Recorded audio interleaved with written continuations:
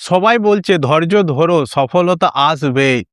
কিন্তু বুক ফাটা কষ্ট নিয়ে রাতে যখন ঘুমাতে যায় তখন মনের মধ্যে একটা প্রশ্ন চিৎকার করে জানতে চায়, আর কতদিন? আর কত? যখন চারিপাশে মানুষগুলো খোঁচা মেরে কথা বলে, যখন নিজের মানুষগুলো এক এক করে দূরে সরে যায়, তখন নিজের উপর ভরসা রাখা খুব কঠিন হয়ে যায়।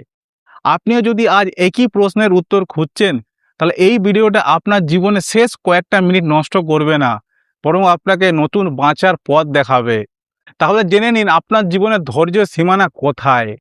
নমস্কার বন্ধুরা, ভিডিও টাইটেল থাম্বনেল দেখে নিশ্চয়ই বুঝতে পেরেছেন আজ আমরা কি বিষয় নিয়ে কথা বলবো। তাহলে চিৎকার না করে বাস্তব কথা শুরু করি। আমি জানি আজ আপনি অনেক ক্লান্ত।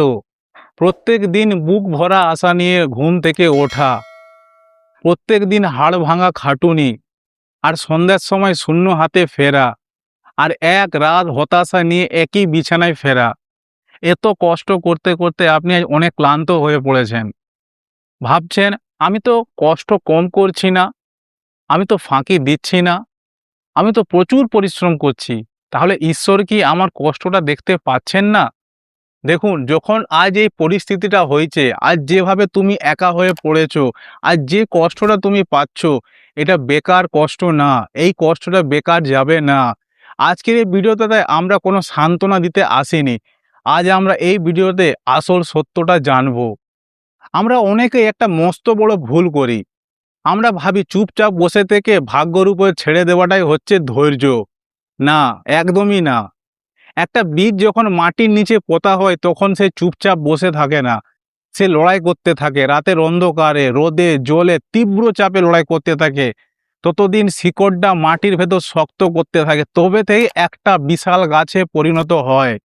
তোমার বর্তমান পরিস্থিতিটাও সেই মাটির নিচে বীজটার মতো। ধৈর্য মানে শুধু হাত পা গুটিয়ে থাকা নয়, বসে থাকা নয়। ধৈর্য মানে হলো ফলাফল না আসা সত্ত্বেও নিজের কাজটাকে সততাভাবে করে যাওয়া। যতদিন তুমি চেষ্টা করছো, লড়াই করছো, ততদিন তুমি ধৈর্য রাখছো। তাহলে মনে প্রশ্ন আসবে, কবে সফলতা পাবো? এটা খুব সোজা উত্তর।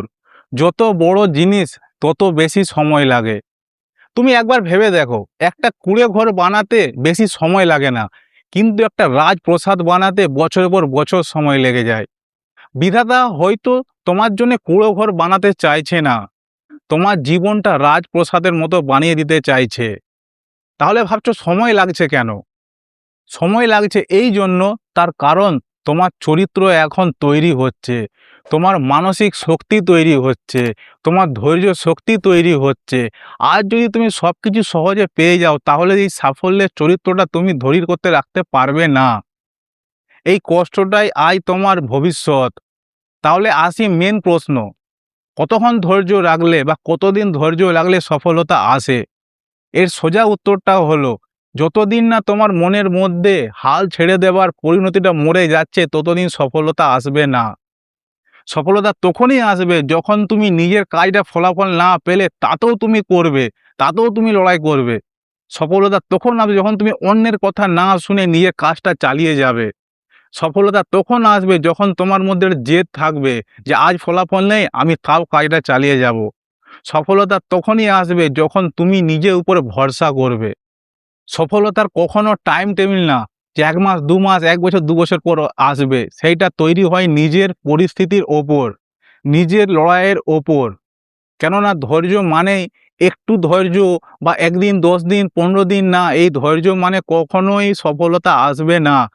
চ্যানেলটা সাবস্ক্রাইব করে বেল আইকনটা প্রেস করে জীবনযুদ্ধ চ্যানেলটাকে সাপোর্ট করবেন।